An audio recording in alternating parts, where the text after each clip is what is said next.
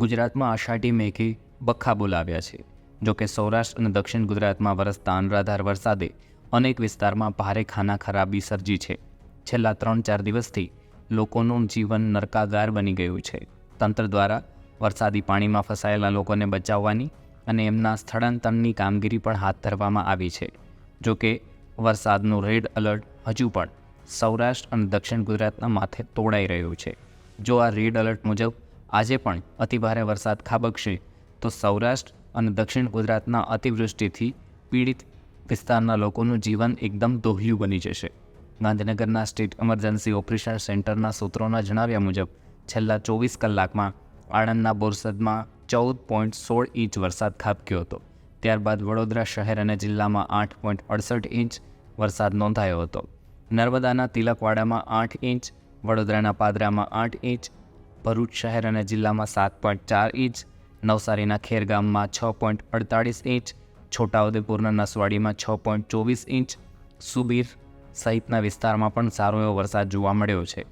નર્મદાના નાંદોદ અને વડોદરાના સિનોરમાં 5.76 ઇંચ, ભરૂચના અંકલેશ્વર, ઝઘડિયા, ગાંધીનગરના દહેગામમાં 5.4 ઇંચ વરસાદ જોવા મળ્યો છે. ભરૂચના હાંસોટ, સુરતના મહુવામાં 5 ઇંચ વરસાદ જોવા મળ્યો છે.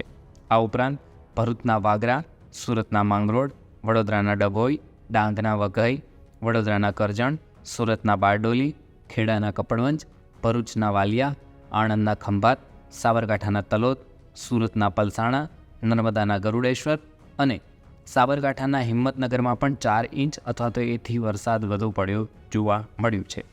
આજ સવારથી વરસાદે થોડો આરામ લીધો છે, પણ હજુ પણ રાજ્યના અનેક તાલુકામાં વરસાદ જોવા મળ્યો છે.